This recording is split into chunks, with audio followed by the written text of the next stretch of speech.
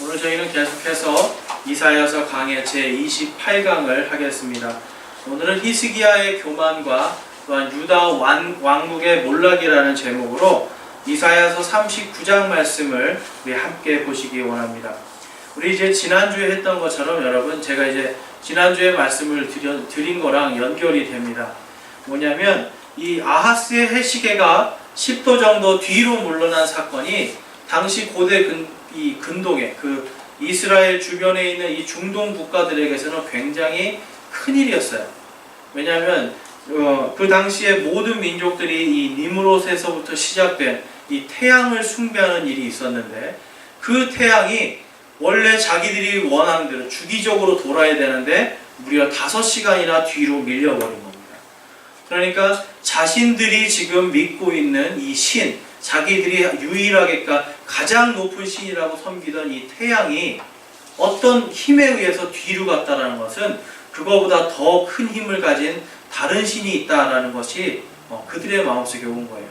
그래서 이들이 막 찾다 보니까 어떻게 해요? 바로 이 히스기야가 병든 것을 하나님께서 치료해 주시고 15년 동안의 이 삶을 연장시켜 주신 표적으로 하나님께서 이 히스기야 당시에 이 아하스의 시계를 10도 뒤로 물려버린 거예요.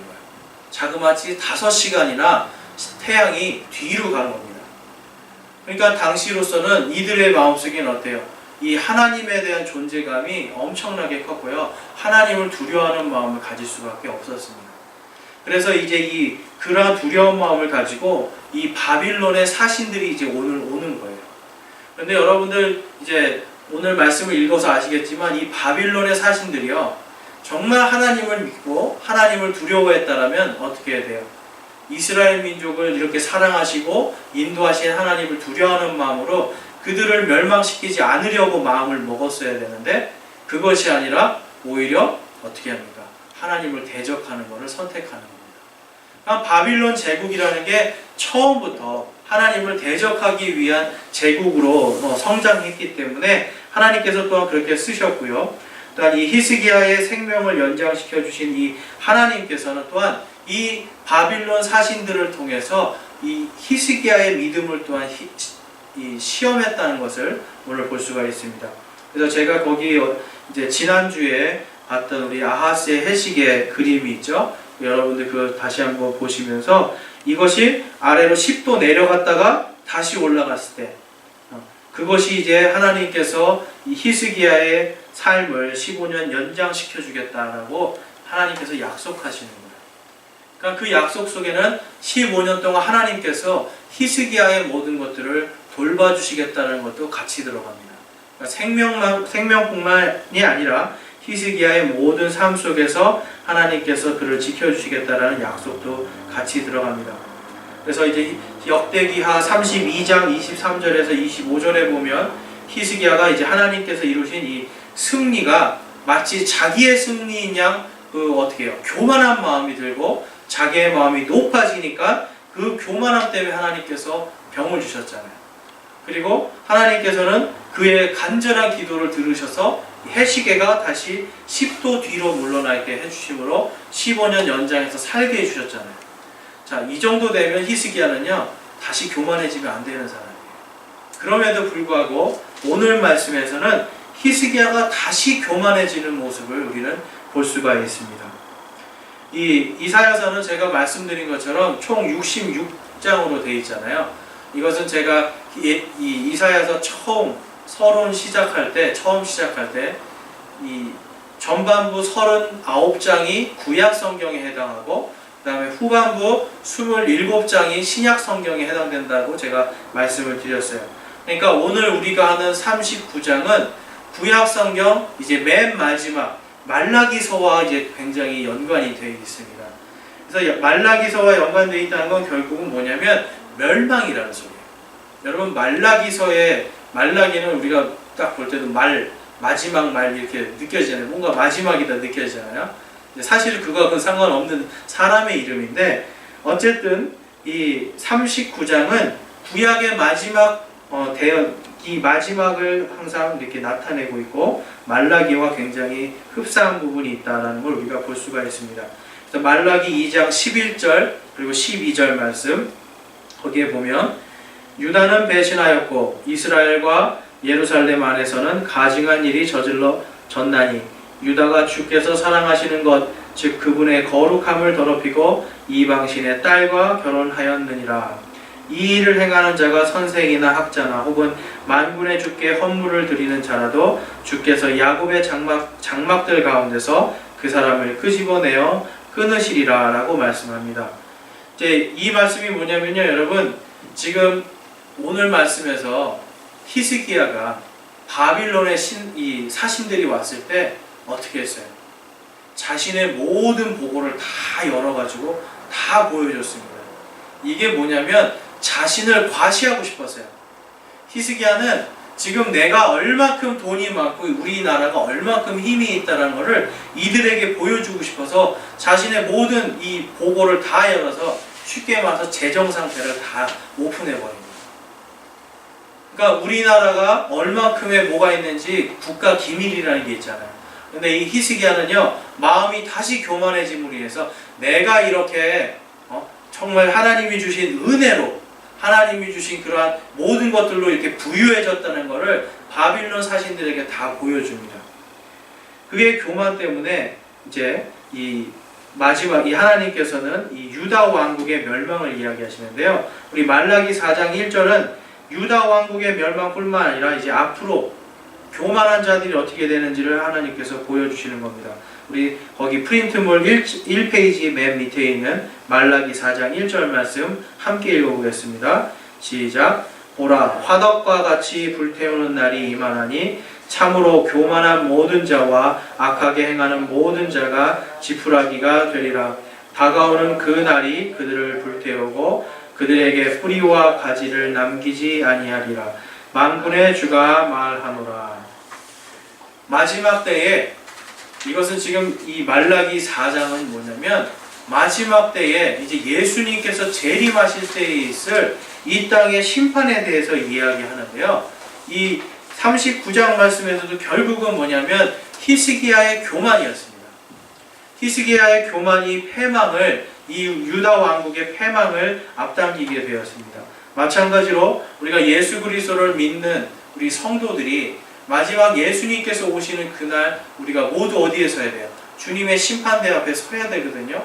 그것에 대한 두려움 없이 우리가 교만해지고 하나님 앞에서 악한 행위를 하고 할 때에 우리의 믿음을 성경에서는 불태워서 하나님께서 시험해 보시겠다고 고린도전서에서 말씀하세요. 그러니까 예수 그리스도를 믿는 사람들은 결국은 하나님 앞에 가서 우리의 삶에서 얼마나 교만했는지, 얼마나 악했는지까지도 주님 앞에서 이것이 다 공개된 채로 주님 앞에서 불태워지고 부끄러움을 당할 일들이 있다라는 겁니다. 여러분, 히스기야가 하나님을 잘 믿었잖아요. 말씀대로 하겠다고 하고 예배도 회복시키고 믿음도 회복시키고 율법도 회복시켰는데 그러한 일들을 다 했지만 그도 결국은 하나님 앞에 갔을 때는 교만한 자로서 그리고 악행을 저지른 자로서 하나님의 심판을 그가 받아야 된다는 겁니다. 그래서 우리가 이 히브리서 6장 23절에서 한 번 죽는 것은 사람에게 정해진 것이고 그 다음에 심판이라고 말씀하셨잖아요. 믿는 사람들에게는 어때요? 영원한 천국이 있지만 영원한 하나님과 함께 살 수 있는 새 예루살렘에서의 그 귀한 삶이 기다리고 있지만 또한 그 전에 반드시 심판을 받는 일이 있어야 된다는 거예요. 그래서 예수님을 믿는 사람들은요, 여러분, 심판을 두려워할 줄 알아야 됩니다. 내가 말하는 거, 행동하는 거 하나에도 이것이 결국은 나중에 하나님 앞에 가서 심판받는다라고 하는 분명한 그 사실을 믿고 우리가 늘 주님 안에서 겸손해야 돼요. 그러니까 겸손하지 않은 사람은 주님 앞에 가서 반드시 그 교만한 것에 대해서 심판을 받고 책망을 받게 된다는 겁니다. 그래서 오늘 이 히스기야가 우리에게 주는 이 교훈은 다른 게 아닙니다. 교만할 때에 그의 교만으로 인해서 그의 모든 보고를 다 열어줌을 통하여서 이사야가 이제 유다 왕국이 완전히 멸망하여지고 심지어는 그들의 자녀들이 이 바빌론으로 끌려가서 그곳에서 내시가 되는 그러한 정말 엄청나게 큰 혼란과 환란과 핍박이 그들을 기다리고 있다는 것을 대언하고 있는 것입니다. 우리 이제 1절 말씀으로 가보면요.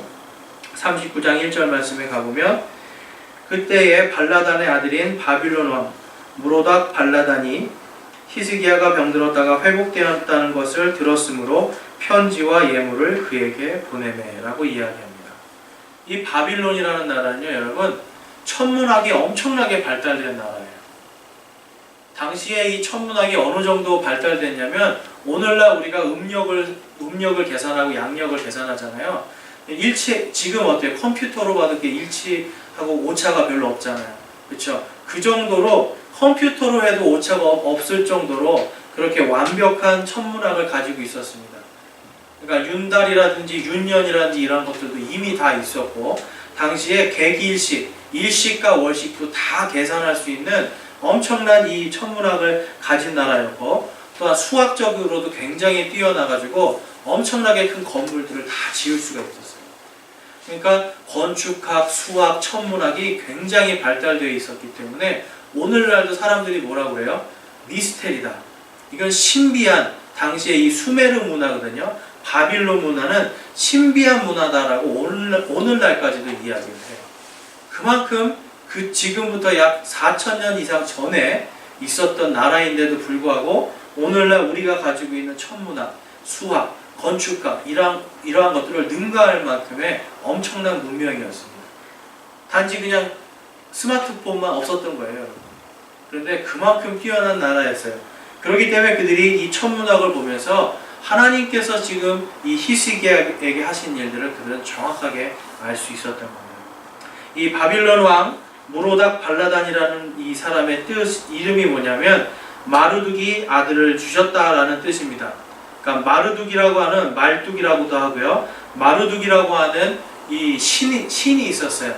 이 신이 누구냐면 바로 니므롯입니다. 우리 창세기 10장에서 배우신 니므롯을 이제 이들이 마르둑이라는 이름으로 바꿔서 이 신을 이름을 지었고 나중에 이게 다시 가나안으로 갔을 때는 바알이 됩니다. 그리고 이 바알이 나중에 그리스와 로마로 갔을 때는 제우스와 주피터로 바뀌어요. 그러니까 결국은 니므롯에서부터 시작된 이 태양을 숭배하는 사상이 이제 가나안 땅의 바알 그리고 그리스의 제우스 그리고 로마의 주피터로 이어지고 로마의 황제가 나중에는 무엇이에요? 태양으로 등극해요. 그 다음부터는 이 땅의 많은 황제들이 다 자신을 태양이라고 부르죠. 심지어는 어떻습니까? 이 일본의 천황도 자신을 태양이라고 이야기하잖아요. 그렇죠? 그러니까 사람이 자신들도 모르게 이 니므롯 때부터 시작해서 사람이 신이 되고 결국은 태양을 숭배하는 일들이 계속 일어납니다. 그런데 이제 그가 이 히스기야 때문에 히스기야의 병을 치료해 주신 하나님의 표적으로 태양이 10도 물러난 이 사건 때문에 유다 왕국을 염탐하고 싶었던 거예요. 과연 이 땅이 어떤 나라인가? 당시에 아시리아가 굉장히 크고 힘이 있었지만 바빌론은 이 아시리아를 능가할 만큼의 힘을 기르고 있었거든요. 그러니까 결국은 아시리아를 멸망시키고 그 다음에 어디를 멸망시켜야 되냐면 바로 이 가나안 땅, 유대 땅을 멸망시켜야 어디로 갈 수 있냐면 이집트로 갈 수 있는 거예요. 그러니까 이 유대인들의 땅은 이 가나안은요 이집트를 정복하기 위해서는 반드시 정복해야 되는 땅이에요. 그러니까 정탐을 하고 싶었습니다. 그래서 그 정탐하고 싶었기 때문에 그들은 하나님의 그 위엄을 알면서도 가나안을 정탐하러 지금 사신들을 보낸 겁니다. 빌미는 이거죠. 쉽게 말해서 평화와 그 다음에 번영에 대한 축복을 해주겠다라고 하면서 이들이 온 거예요.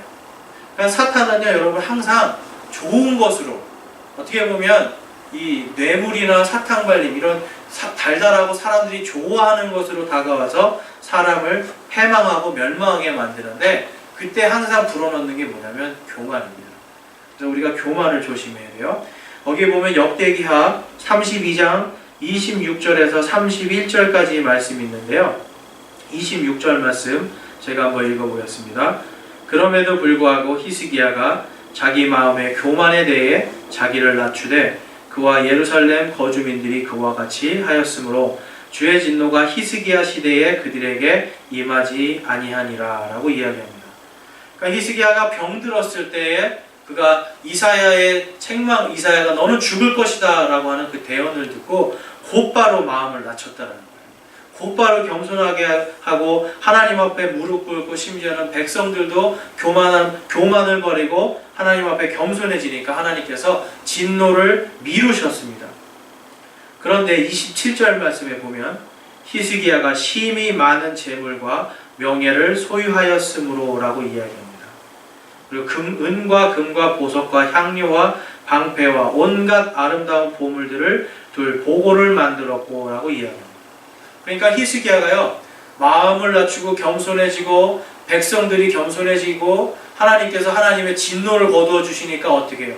이 땅에서의 누릴 수 있는 모든 부귀영화를 다 누린 거예요. 그런데 부귀영화를 누릴 때에 사람들은 어때요? 교만한 마음이 딱 들어갑니다. 그러니까 교만한 마음이 딱 들어가니까 29절 말씀에 우리 파란색으로 된 29절 한번 읽어보겠습니다. 시작. 또 그가 자기를 위해 도시들을 예비하고 많은 양떼와 소떼를 소유하였더라. 하나님께서 그에게 재물을 심히 많이 주셨더라. 여러분, 우리 이런 거 많이 기도하지 않습니까? 우리의 복간을 좀 채워주십시오. 나에게 좀 풍요롭게 해주십시오. 나를 더 다른 사람보다, 누구보다 좀 더 잘 살게 해주십시오. 재물 때문에 불편함이 없도록 해주십시오 라고 우리가 기도할 때 있잖아요. 그렇죠? 왜냐하면 세상에 살면서 사람들은 누구나 재물에 대한 마음이 있어요. 이게 없이는 사는 게 너무 힘들어지니까. 그래서 하나님께서 은혜를 주시고 막 합니다. 그런데 여기에 보면 29절에 그가 자기를 위해서 도시를 예비했다고 그러죠. 하나님이 아니라 하나님께서 막 부어주시는데 하나님을 보지 않고 이제는 뭐예요? 자기를 위해서 도시를 예비하는 것을 볼 수가 있습니다. 그럼에도 불구하고 하나님께서는 그의 순종과 겸손 한 번을 보시고 복을 내려주십니다. 그 다음에 그가 30절에 보면 기혼의 위 물줄기를 막아 그것을 곧게 아래로 다윗의 도시 서편으로 가게 하였더라 라고 하는데 엄청난 토목 공사를 했다는 겁니다. 그만큼 권세가 뛰어났다는 거예요. 그러니까 많은 왕들이 그렇고요, 이런 대통령들도 그렇고 자신의 인기가 높아가고 뭔가 자신이 경제적으로 힘이 생기면 어떻게 돼요? 거대한 토목 공사를 하게 돼요. 사람들이 자꾸. 자기의 마음이 높아지고 있다는 걸 볼 수가 있습니다. 그러니까 히스기야가 자기의 모든 일에서 형통하는 것처럼 보였어요. 형통하였더라. 그러나 31절에 보면 그러나 바빌론의 통치자들이 사신들을 히스기야에게 보내어 그 땅에서 이루어진 이적에 관하여 물을 일에 있어서는 하나님께서 친히 그의 마음속에 있던 것을 다 알고자 하사 그를 시험하시려고 그를 떠나셨더라라고 이야기합니다. 그러니까 하나님께서 지금 히스기야가 교만한 마음을 확 넘쳤는데 교만한 마음을 너가 과연 정말로 다시금 네가 어떻게 해요? 겸손해짐으로 낮춰질 수 있느냐를 하나님께서 시험하신 거예요. 그래서 하나님께서 잠시 떠나 계셨다. 뭐냐면 이사야라든지 다른 대언자들이 있었잖아요. 그들을 통해서 얼마든지 경고하실 수 있었음에도 불구하고 그냥 놔두신 겁니다. 여러분, 이 히스기야의 교만에서 우리가 배울 수 있는 게 뭐냐면요, 많은 사람들이 이렇게 하잖아요. 내가 은혜 받았다. 그러니까 간증 같은 거 하고요. 여러분, 간증도 굉장히 조심해야 되는 게 뭐냐면 내가 하나님께 이런 걸 받았어요. 내가 이런 은혜를 받았어요. 이런 은혜를 받았습니다. 하고 막 얘기를 하는데 그게 순수하면 좋은데 하다 보면 히스기야와 같이 자신이 높아지는 경우가 있어요. 그러니까 하나님을 높인다고 하는데 자신을 높여요. 어떻게 해요? 내가 하나님 앞에 겸손했더니 하나님께서 주셨어요. 내가 하나님 앞에 순종했더니 하나님께서 주셨어요. 이러한 마음이 계속되다 보면 나중에는 어떻게 해요? 사람들이 와, 정말 순종을 잘하시는군요. 정말 겸손하시군요. 하나님 앞에 정말 복을 받는 이유가 있군요. 이러한 마음, 이런 말들을 통해서 어떻게 해요? 자기가 확 높아져요. 자기가 확 높아진 마음 때문에 히스기야는요, 어떻게 해요? 결국은 자기의 이 교만 때문에 하나님의 시험에서 걸려 넘어집니다. 우리는 늘 주님 앞에서 겸손하기를 애써야 돼요. 히스기야가요, 하나님 앞에 겸손하게 먼저 하나님을 찾았더라면 그는 넘어지지 않았을 것이고 그의 왕국의 그 몰락도 면할 수가 있었을 텐데, 그가 하나님께서 잠시 떠난 그때에 자신의 마음을 겸손하게 자신의 자유의지로서 겸손하지 못하였기 때문에 하나님께서는 이 유다 왕국의 멸망을 이야기하십니다. 그래서 열왕기하 20장 13절에 보면 히스기야가 그들의 말에 귀를 기울이고 라고 이야기합니다. 하나님께 그가 의지를 한 것이 아니라 이 바빌론에서 온 사신들이 편지도 주고 예물도 주고 막 자기를 기쁘게 하고 자기를 높여주니까 어떻게 돼요? 히스기야가 그들의 말에 귀를 기울입니다. 그들의 말에 귀를 기울이고 또한 그들에게 보여주지 아니한 것이 하나도 없었더라 라고 이야기합니다. 그는 자신이 받은 은혜와 하나님의 형통을 막 자랑하고 싶었다는 거예요. 막 자랑하다 보니까 어떻게 결국은 마귀에게 틈을 줘서 유다 왕국이 멸망할 수 있는 그 길을 만들어 버리는 거예요. 여러분, 그렇기 때문에 베드로전서 5장 6절에서 9절 말씀에 보면 6절 말씀에 그러므로 하나님의 강한 손 밑에서 스스로 겸손하라라고 이야기합니다. 여러분, 하나님이 우리를 겸손하게 만들어 주시는 부분도 있지만 우리 스스로 겸손해야 돼요. 우리 스스로 겸손하고자 노력해야 됩니다. 왜 그렇습니까? 8절 말씀에 정신을 차리라 깨어 있으라 너희 대적 마귀가 울부짖는 사자같이 두루다니며 삼킬 자를 찾나니 라고 이야기합니다. 여러분, 이 마귀는요 울부짖으면서 돌아다니면서 삼킬 자를 찾는다라고 성경이 이야기하잖아요. 우리가 겸손하지 아니하면 넘어갈 수밖에 없습니다. 마귀의 밥이 되는 거예요. 그래서 9절 말씀에 믿음에 굳게 서서 그를 대적하라 세상에 있는 너희 형제들도 동일한 고난을 겪는 줄 너희가 아느니라. 믿음으로 겸손하게 설 때에 이 세상에서 어때요? 우리는 고난을 받을 수밖에 없고요. 세상 사람들이 어리석다라고 조롱하는 조롱을 받을 수가 있어요.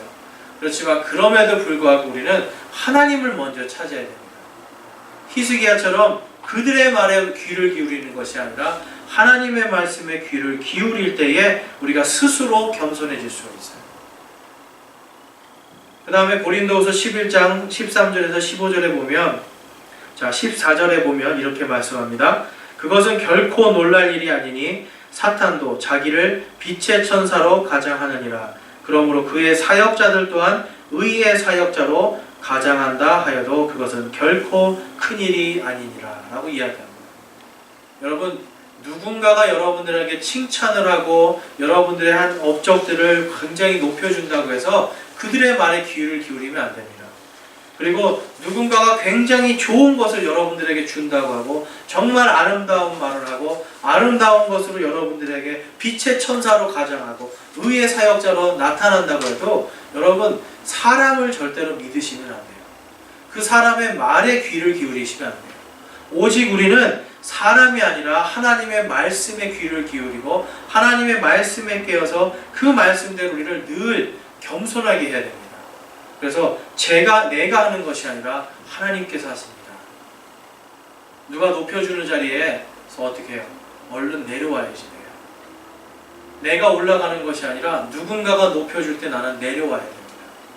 그렇죠. 누군가가 칭찬해 줄 때 그 자리를 조용히 나올 수 있는 겸손함을 우리는 가져야 됩니다. 그럴 때에 히스기야가 저질렀던 이러한 실수는 우리가 줄일 수가 있다는 거예요. 교만해서는 안 되는 것입니다. 그리고 이제 다시 이사야서로 가면 이사야서 39장 3절에서 4절 말씀 보면 이제 대언자 이사야가 히스기야의 왕에게 이제 나와서 이렇게 말합니다. 그들이 어디서 왔고 왕이 무엇을 보여줬는지를 이렇게 물어보는 거예요. 그러니까 왕이요 어떻게 해요? 그들이 바빌론에서 왔고 내가 다 보여줬다 했잖아요. 그렇죠?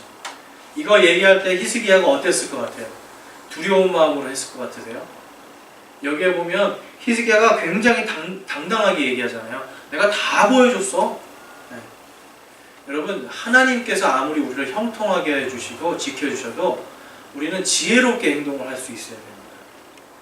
내가 가진 것을 다 드러내 보이는 것, 이거는 하나님 앞에서만 해야 돼요. 사람들 앞에서는 우리가 늘 겸손함으로 내가 가진 이 은혜나 이런 것들 다 함부로 오픈해서 보여주는 게 아니에요. 항상 겸손하게 있어야 됩니다.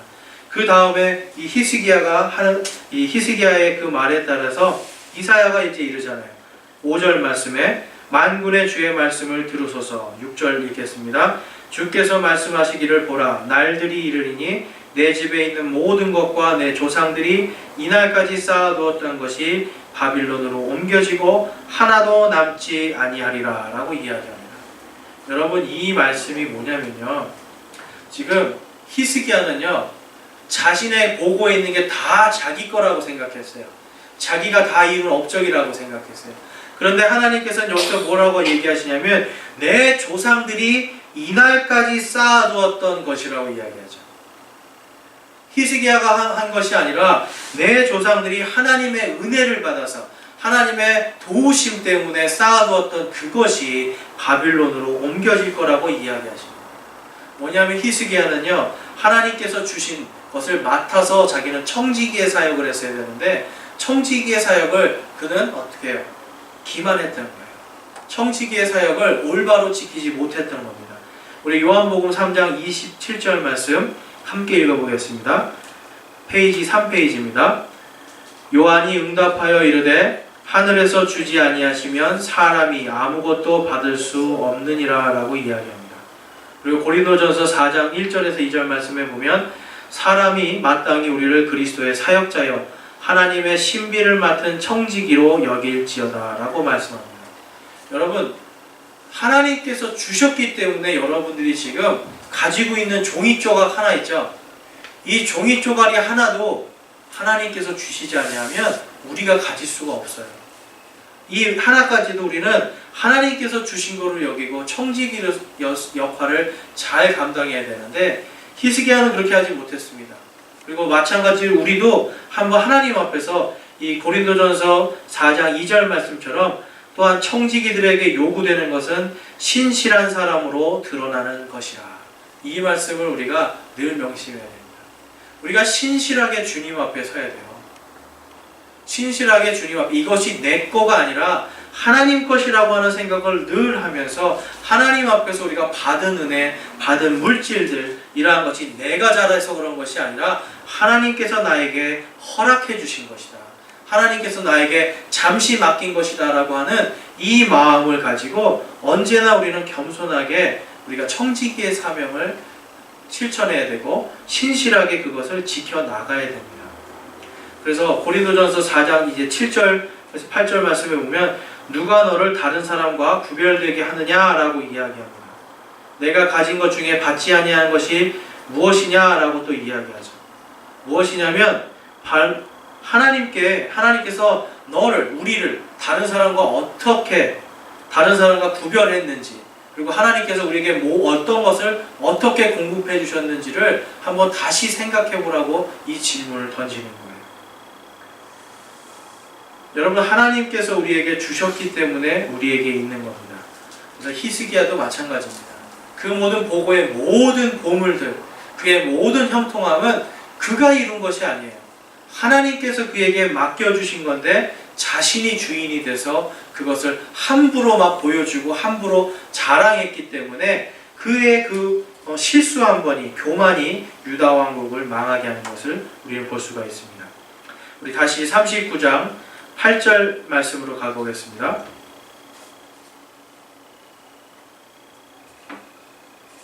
우리 함께 읽겠습니다. 그때 히스기야가 이사야에게 이르되 당신이 전한 주의 말씀이 선하니이다 하고 또 이르되 나의 날들에 화평과 진리가 있으리이다 하니라. 아멘. 히스기야는 이 하나님의 이 엄중한 진노의 말씀을 어떻게 해요? 주님의 말씀은 선하십니다 라고 받아들이는 겁니다. 그리고 그렇지만 나의 날들에는 화평과 진리가 있으리이다 라고 이야기하면서 자신이 받은 15년 동안 연장받은 그때 동안에는 이 하나님께서 화평과 진리를 이곳에서 지켜주겠다라는 것을, 진노를 면하게 해주신 것을 볼 수가 있어요. 근데 어떤 사람들이 이것은 히스기야가 자기는 이런 진노를 안 받으니까 좋아서 하는 말 아니야? 이렇게 생각하는 분들도 있어요. 읽다 보면. 근데 그것이 아니라 그는 다시금 겸손해진 겁니다. 다시금 겸손해져서 하나님의 그 진노의 말씀이 선하십니다 라고 이야기했고, 그렇지만 하나님의 약속대로 나의 날들에는 화평과 진리가 있을 것입니다 라고 하나님 앞에서 고백하는 거예요. 그래서 그는 다시 겸손해지는 것을 볼 수가 있습니다. 그래서 역대기야 32장 26절에 그럼에도 불구하고 히스기야가 자기 마음의 교만에 대해 자기를 낮추되 그와 예루살렘 거주민들이 그와 같이 하였으므로 주의 진노가 히스기야 시대에 그들에게 임하지 아니하니라 라고 이야기하면서 하나님께서 히스기야의 이 겸손한 고백을 받아주셨다라는 것을 우리는 또한 성경을 통해 알 수가 있습니다. 여러분, 히스기야는 교만 때문에 병에 걸렸고, 또한 그가 하나님께서 살려주셨지만 또한 그의 교만 때문에 유다 왕국이 멸망할 것을 이제 멸망하게 되었다는 것을 우리는 볼 수가 있어요. 그래서 우리도요, 여러분, 주님 안에서 주님의 말씀에 순종하고 겸손할 수 있기를 늘 기도해야 됩니다. 제가 지금 순종과 겸손을 강조하는 이유가 있어요.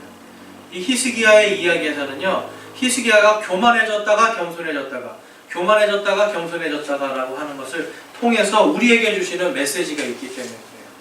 왜냐하면 성도들이 그렇습니다. 어렵고 힘들 때 하나님 앞에 매달려요. 하나님 앞에 겸손하게 통회하는 마음으로 주님밖에 없습니다라고 매달리는데, 하나님께서 조금만 은혜를 부어주시고 조금만 더 건강하게 해주시고 내가 힘이 생기고 지혜가 생기고 능력이 생기잖아요. 그러면 사람들은 언제 그랬는지 하나님을 떠나버려요. 하나님을 떠나버리고 내 교만함이 쫙 올라옵니다. 그럴 때 사실 하나님께서는 히스기야처럼 놔두십니다. 놔두시고 잘 되게 해주실 때도 있어요. 그런데 결국은 어떻게 돼요? 놔두시고 잘 되게 해주실 때 내 마음이 겸손함으로 돌아서지 않고 내 마음이 하나님의 말씀에 순종함으로 돌아서지 않으면 나뿐만 아니라 내 집안들도 완전히 하나님의 진노 속으로 들어갈 수 있다는 이것을 우리는 늘 생각해야 돼요. 나에 대해서만 끝나는 게 아닙니다. 이제 제가 가끔씩 교회라든지 신학교라든지 이런 것들에 대해서 제가 이렇게 약간 비판하는 말을 하잖아요, 여러분. 비판하는 말을 제가 할 때 저도 두렵거든요. 그런데 그것을 하는 이유가 있습니다.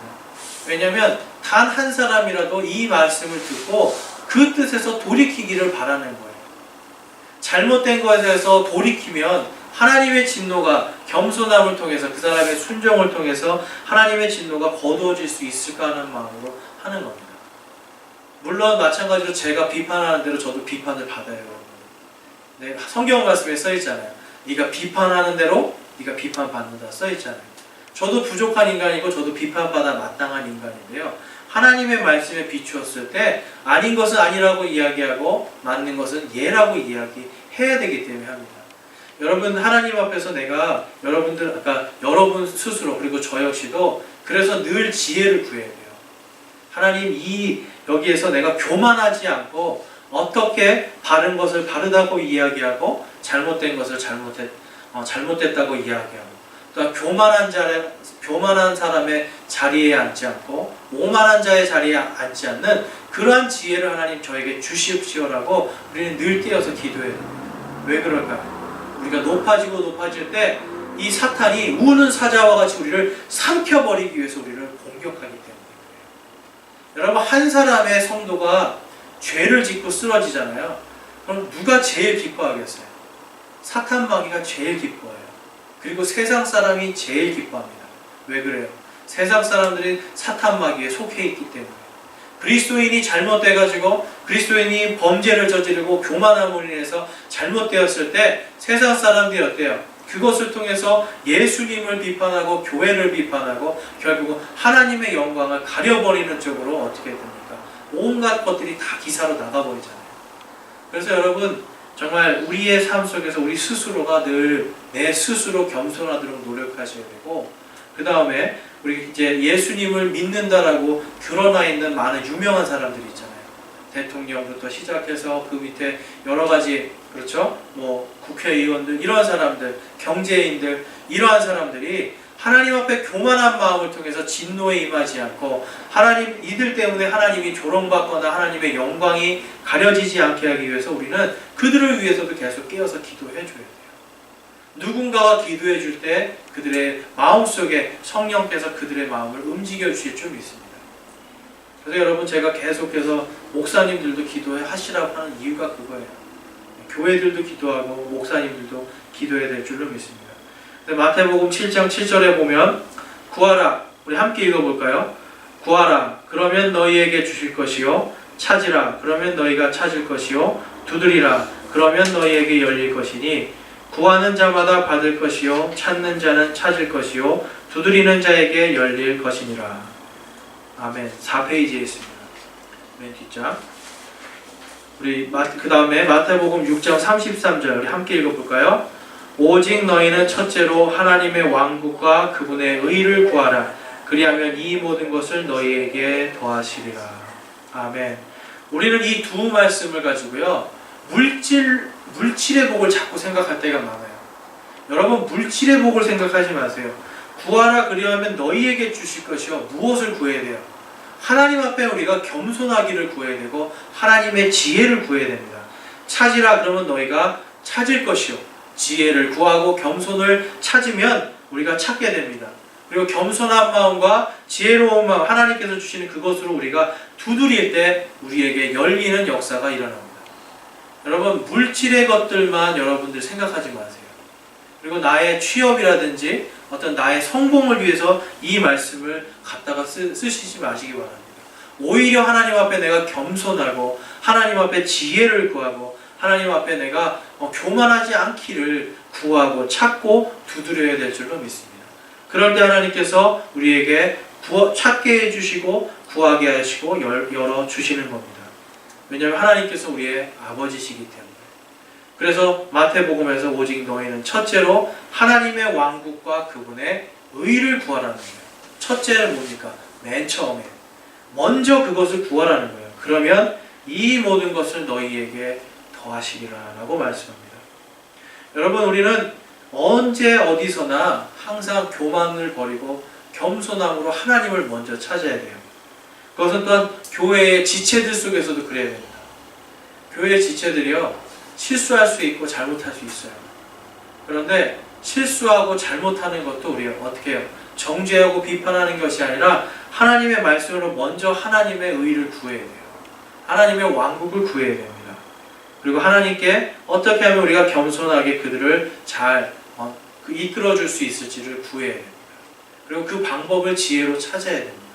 그리고 그 방법들을 하나님께 계속 두드림으로 나아가야 됩니다. 그럴 때 우리는요, 히스기야가 저지른 교만과 이런 실수들을 줄여나갈 수 있는 거예요. 그리고 철저하게 나 자신을 점검할 수 있는 겁니다. 우리 잠언 18장 11절에서 12절 말씀 함께 읽어보겠습니다. 부자의 재물은 그의 견고한 도시니 그의 생각에 높은 성벽 같으니라. 멸망에 앞서 사람의 마음에 거만이 있고 명예에 앞서 겸손이 있느니라. 멸망에 앞서서 사람의 마음에 거만함이 있습니다. 그리고 명예를 우리가 얻을 때, 겸손할 때 우리는 명예를 얻을 수가 있습니다. 우리 베드로전서 5장 5절만 읽어보겠습니다. 젊은 사람들아, 너희도 이와 같이 장로에게 복종하고 참으로 다 서로에게 복종하며 겸손으로 옷 입으라. 하나님께서 교만한 자는 물리치시고 겸손한 자에게는 은혜를 주시느니라. 아멘. 여기는 꼭 장로만을 복종하라는 게 아니에요, 여러분. 교회의 지도자, 목사님들을 복종하는 것뿐만 아니라 목사들도 어떻게 해요? 성도님들을 겸손함으로 옷을 입고 겸손함으로 섬기라는 겁니다. 그러니까 모두가 겸손함으로 섬길 때에 하나님께서 은혜를 주시는 거예요. 겸손하지 않을 때 하나님께서 교만한 자는 물리치시고 겸손한 자에게는 은혜를 주시느니라 라고 이야기합니다. 그래서 여러분, 뛰어난 능력이나 뛰어난 어떤 것이 아니라 겸손함 때문에 하나님께서 은혜를 주시는 거예요. 그래서 우리는 늘 겸손해야 됩니다. 우리 시편 51편 17절 말씀 마지막으로 한 번 더 읽어보겠습니다. 하나님께서 구하시는 희생물은 상한 영이라. 오 하나님이여, 상하고 통회하는 마음을 주께서 멸시하지 아니하시리이다. 아멘. 여러분, 이 말씀들 여러분 이제 깊이 생각하시면서 오늘 이 시간 우리가 기도할 때에 하나님 앞에 정말 통회하고 상한 마음, 심령을 가지고 내 안에 있는 작은 교만까지도 하나님 앞에 보고하고 하나님 앞에 더욱더 겸손해질 수 있기를 구하기를 원합니다. 우리 시간 함께 기도하겠습니다.